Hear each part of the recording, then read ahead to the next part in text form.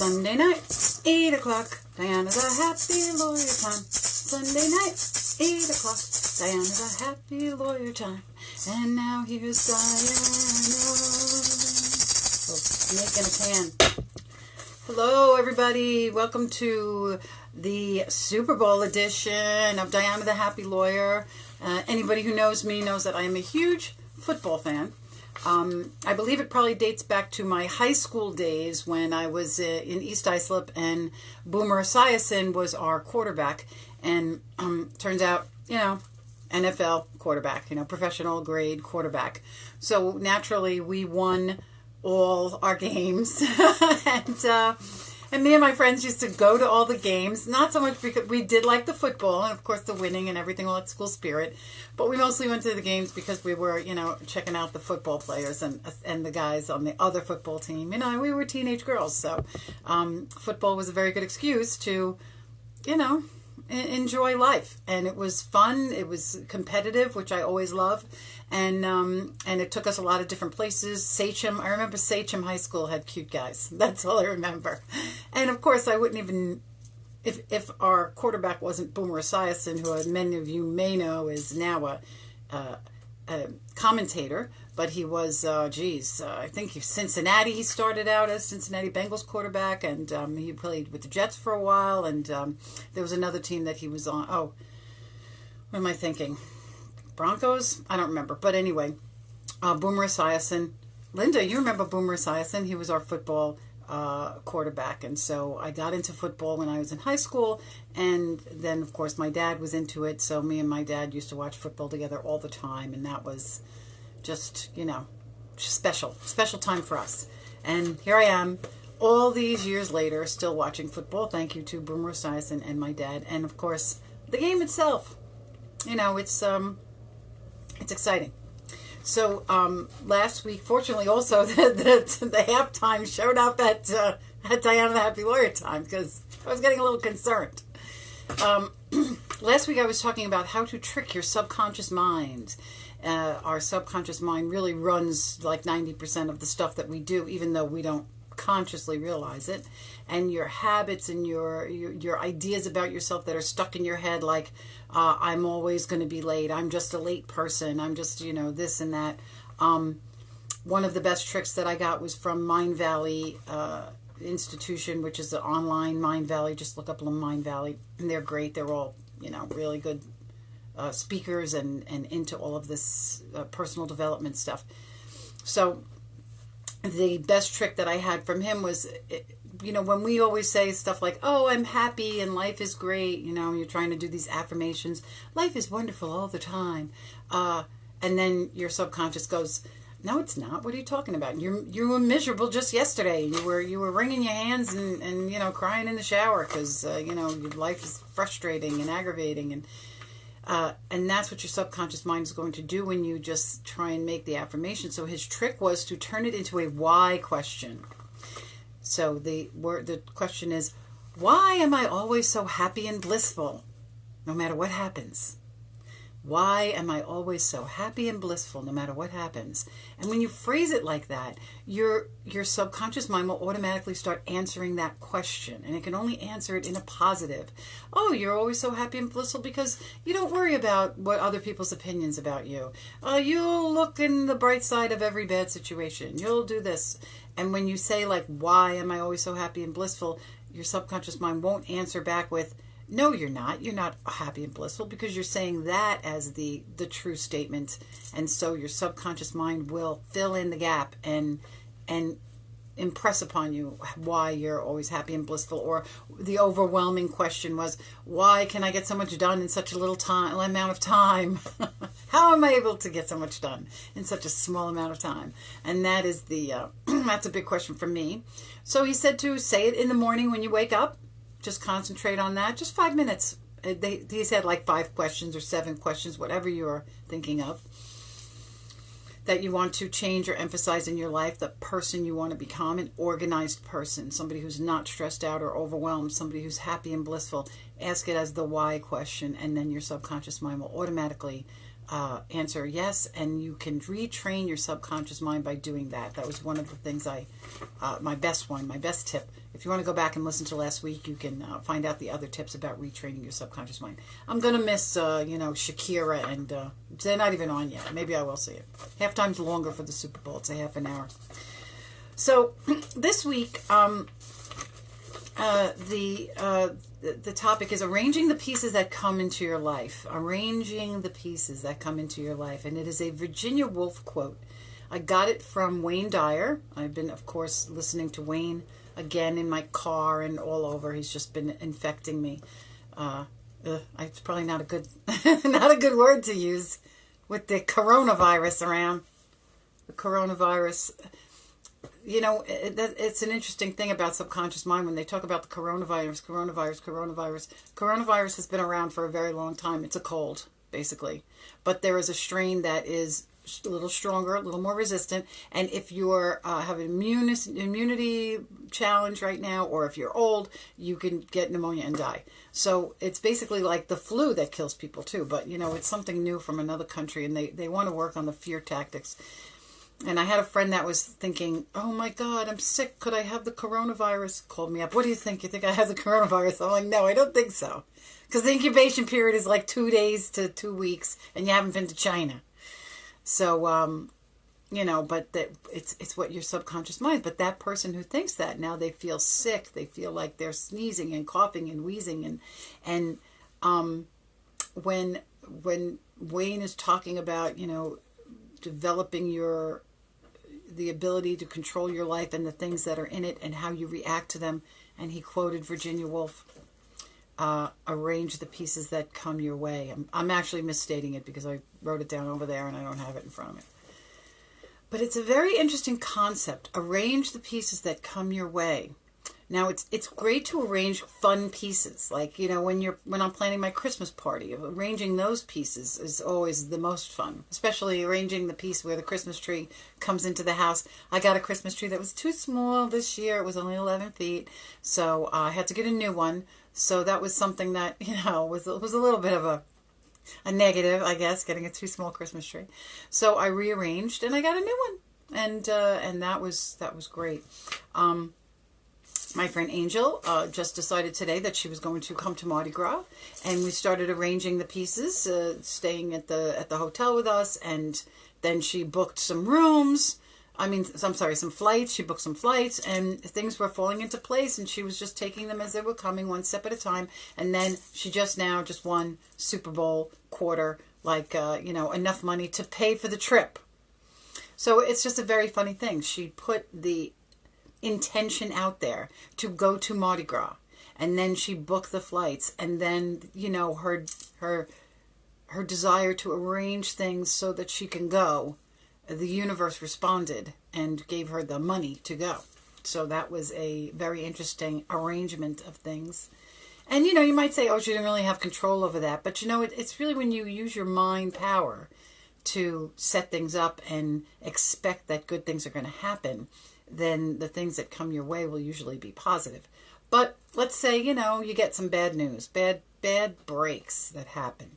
It could be something like a flat tire before you're going to work. Or it could be, something that my car broke down one night when I was going to the post office, and the next day I was supposed to travel with my friends up to Mohawk Mountain to go hiking.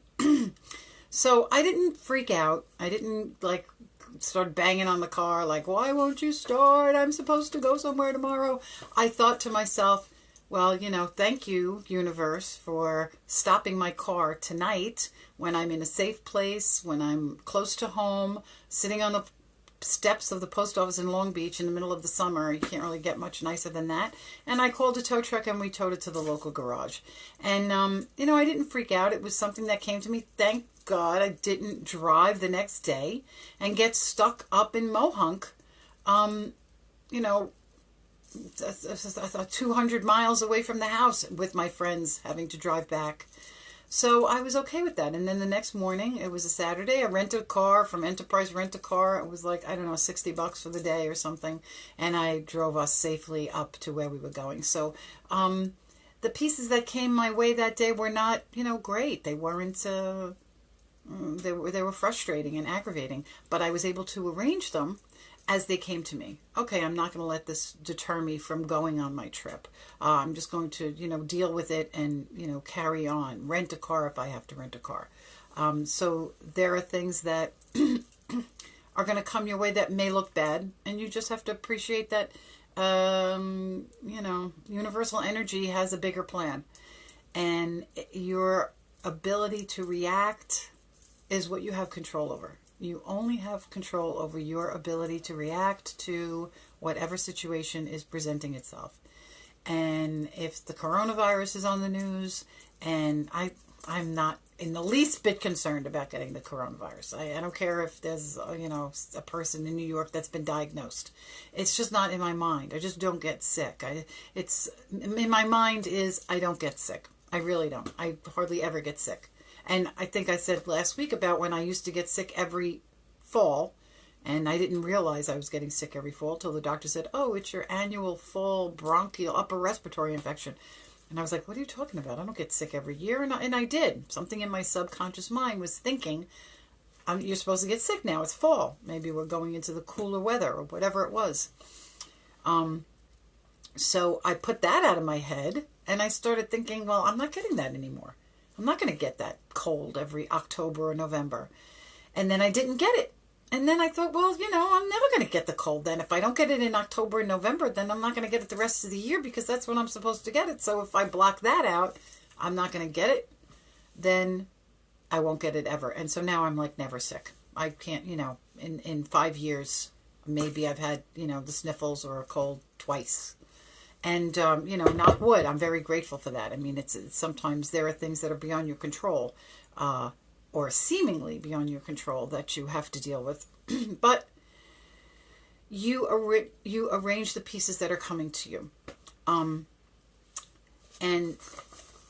even if there is something that is a serious sickness, or even the death of a person in the family, or a loved one, or whatever, or a breakup of a marriage. I mean, things that are really, send you into a spiral, send you into a, why is this happening to me? And I don't deserve this. And I didn't do anything to cause this. It happened to me. When you start thinking about that, it happened to me, sometimes you have to change that perspective to, it happened for me. A bad breakup, could be something that leads you to a better relationship. Unfortunately, when we lose a family member, sometimes that can lead us to moving to different places, opening our world that creates something different, and then in that new world, things will come to you. Or somebody can sulk in there, sulk for 5 years about losing someone they love. And you could do that. If you're arranging things that way, it's not going to benefit you. So you have the choice of how you want to arrange the things that happen in your life. So think about, and I don't even know who Virginia Woolf was. I looked her up. She's some writer from the turn of the century in England that became a stream of consciousness person. And there was a lot of that going on at the turn of the century. And I really appreciate this idea of arranging the things that come to you, because the fun things and the good things, they're easy to arrange. It's the negative stuff that you have to watch how you're arranging them in your life so that you cannot trip over them. You cannot fall into that hole that is going to keep you stuck like quicksand. You can decide that you're going to put it here or there, and then you're going to work through it or work around it or work over it like water, like Bruce Lee. Be like water. So that was an interesting thing. Think about the concept of arranging things. Now, while I was looking at Virginia Woolf quotes, I saw some interesting ones the other quotes that she found. So tonight I'm going to do only Virginia Woolf quotes, which is a little different than I usually do, various people quotes. This is Virginia Woolf quotes. And here's one. It's backwards for you, but it's forwards for me. And it says, "I rise from my worst disasters. I turn. I change." This is the thing that I'm talking about. Even in your worst disasters, turn away from them. Turn into them. Whatever it is that you have to do in the worst disaster, figure out how you are going to arrange that in your life and adapt to it so that you will change and come out better on the other side. Because, in the challenging times is when we grow. It's when we learn about ourselves. It's when we have to make drastic decisions about moving to another state or, dropping out of a business or quitting a job or leaving a relationship. It's when those challenges come that we grow.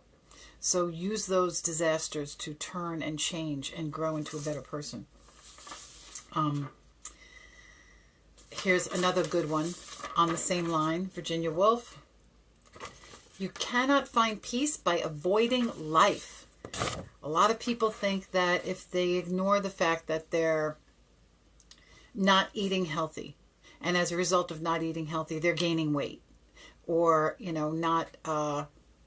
not being organized, that they're okay, this is me.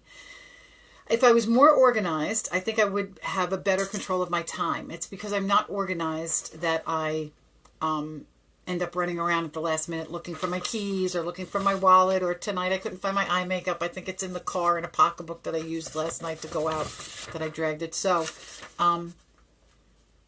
you can't find peace by avoiding life. If I keep ignoring the fact that I'm a little disorganized and I should be better organized, then that's kind of like avoiding a life thing for me. It makes me late sometimes, and it just starts the day in a stressful manner.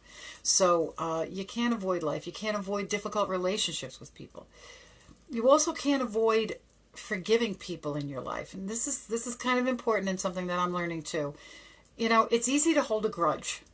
But holding a grudge is literally like carrying around bricks in your pocket. It's weighing you down. It's like dragging luggage through the airport. If you could just drop it at the valet and forget it. And that's what you have to do sometimes when you want to forgive people. Somebody that's hurt your feelings. Somebody that, left you in a lurch. Even if it's a divorce or a parent or an aunt that makes you crazy because she's always complaining to you about how your life could be better if you would just listen to what she says. You have to forgive these people, because the forgiveness is for you. The forgiveness releases you from having to carry that weight. And don't avoid those life situations, because by sticking your head in the sand, you're not going to really deal with them and arrange the things that are coming to you, and push the negativity aside so that you can allow in more positivity in the arrangement of your life. So, and here's the last quote from Virginia Woolf, backwards. No need to hurry, no need to sparkle, no need to be anybody but one's self. And I really like this one. Because first of all, it says no need to hurry. And that's what caught my eye, because I'm always hurrying. I'm always running around. No need to hurry. No need to sparkle. I don't need my, mascara tonight, because I'm sparkling anyway, just as I am. And just be yourself. This is, the thing in life that sometimes when we're having things coming at us and we're trying to arrange them to make them better or disregard them or deal with them, a lot of times we're doing it for other people. We're arranging our lives to suit other people. And that is something that, I'm still working with. I've been, out of my relationship that broke up, where I was doing a lot of arranging for me and him, and it was a lot of a weight on my shoulders, but now I'm out of that, so I'm just dealing with me. Just being myself, just dealing with me, and being oneself and being true to yourself. It's easier said than done, because we are always with other people, and we're always trying to help other people and please other people, and you want to share with other people. You want to be good to them because it feels nice to be good to people. But you have to be careful that you're not doing it at the expense of who you are, what you want to do in life. If you want to be a writer, if you want to be a singer, if you want to be a gardener, that you're not busy. Well, I love football, okay? I don't know. Maybe there's a lot more women now that love football.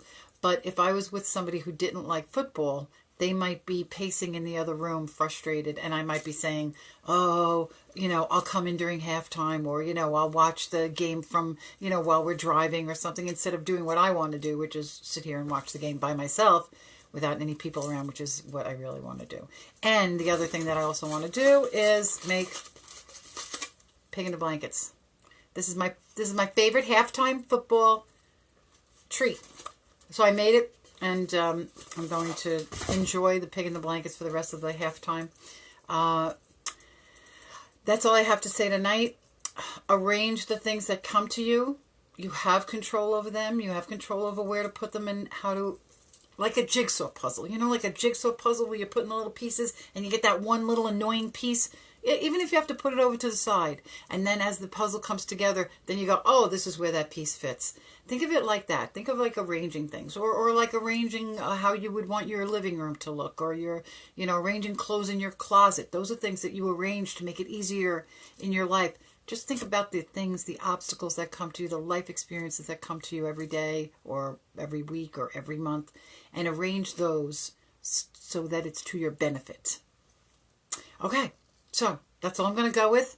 Game's almost back on. Shakira and what's her name are wiggling their, costumes on stage.